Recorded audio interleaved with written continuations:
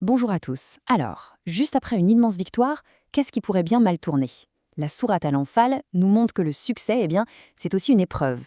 En s'appuyant sur l'analyse d'Adil Mohamed Khalil, on va voir ensemble comment un simple conflit sur un butin de guerre s'est transformé en une leçon intemporelle sur les véritables clés de la réussite. Voilà la question qui est vraiment au cœur de cette sourate. Il faut imaginer la scène. Après une bataille gagnée, contre toute attente, l'euphorie retombe et laisse place à la discorde. Et la cause de tout ça? Le butin. Cette dispute, très humaine, est en fait le point de départ d'une révélation divine. C'est vraiment là que tout commence. Alors, voici notre programme. On va partir de ces fameux désaccords sur le butin, puis on va explorer la signification bien plus profonde de cet événement. Et à partir de là, on en extraira les principes universels du succès et ce qu'est la vraie récompense. Allez, entrons dans le vif du sujet. Le point de départ, ce n'est pas la bataille en elle-même, non, mais ce qui se passe juste après, avec toutes les complexités humaines que ça implique. Rien que le nom de la sourate, Al-Anfal, nous plonge direct dans le dilemme. Les butins. Ces gains matériels, qui sont censés être le symbole du succès, sont en fait devenus la cause d'une possible fracture. Ça nous montre bien que la victoire, elle aussi, amène ses propres épreuves. Le contexte, c'est bien sûr la célèbre bataille de Badr.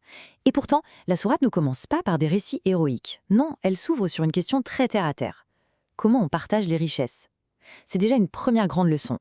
Savoir gérer le succès, c'est tout aussi essentiel que de l'atteindre.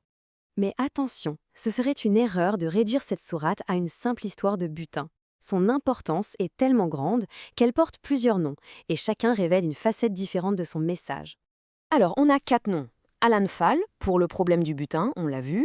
Badr, pour le contexte historique. Al-Qital, le combat, parce qu'elle donne des règles sur l'engagement. Et enfin, Al-Furqan. Et c'est ce dernier nom qui nous donne la véritable portée de tout ça. Ici, l'événement dépasse la simple victoire militaire. Dieu lui-même le nomme le jour de la distinction, Yom al-Furqan. C'est un moment de clarification divine, un jour où la frontière entre la vérité et le mensonge a été tracée de manière absolument nette. Et c'est là qu'on arrive au cœur du sujet. La sourate se sert de cet événement pour enseigner quelque chose de bien plus vaste, les règles intemporelles de la réussite. Selon l'analyste Adil Mohamed Khalil, l'objectif principal de la sourate est justement de nous donner les lois de la victoire. Et pas seulement pour un champ de bataille, mais pour n'importe quel projet qui vise un succès durable. La sourate devient un vrai mode d'emploi pour réussir. Et ces lois, elles s'appuient sur 2 piliers qui ne peuvent pas être séparés. D'un côté, il y a le spirituel, la foi, l'obéissance à des principes plus grands et l'unité du groupe. De l'autre, le matériel, la persévérance, la stratégie, la discipline. L'un ne peut pas fonctionner sans l'autre. C'est comme les 2 faces d'une même pièce. La sourate met vraiment l'accent sur le pilier spirituel, en suggérant que c'est de là que vient toute véritable force. Alors, quelles sont ces fameuses clés qui permettent d'obtenir le soutien divin? Le texte nous décrit un véritable processus spirituel.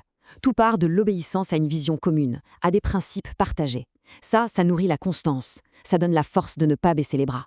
Cette discipline mène à la piété, la taqwa, une sorte de conscience supérieure qui apporte la clarté.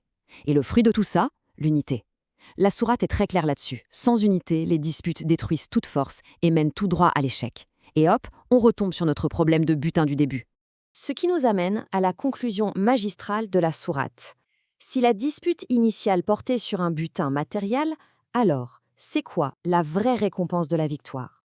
Cette idée, tirée du verset 63, c'est vraiment la clé de voûte de tout le message. Elle répond directement à la dispute sur le butin. L'unité, l'harmonie des cœurs, ça c'est un trésor qu'aucune richesse au monde ne pourra jamais acheter. Et ce n'est pas présenté comme quelque chose qu'on gagne, mais comme une grâce, un cadeau divin. Et là, on voit toute la beauté de la transformation. La sourate part d'un problème très concret, le partage du butin, et l'élève pour révéler une vérité spirituelle immense. Le véritable Anfal, le gain le plus précieux, ce n'est pas ce qu'on peut tenir dans ses mains. C'est la synergie, l'unité d'esprit qui anime un groupe victorieux. Au final, cette question, elle reste totalement d'actualité. Dans nos projets, nos entreprises ou même nos communautés, la leçon d'Al-Anfal nous invite à revoir nos objectifs.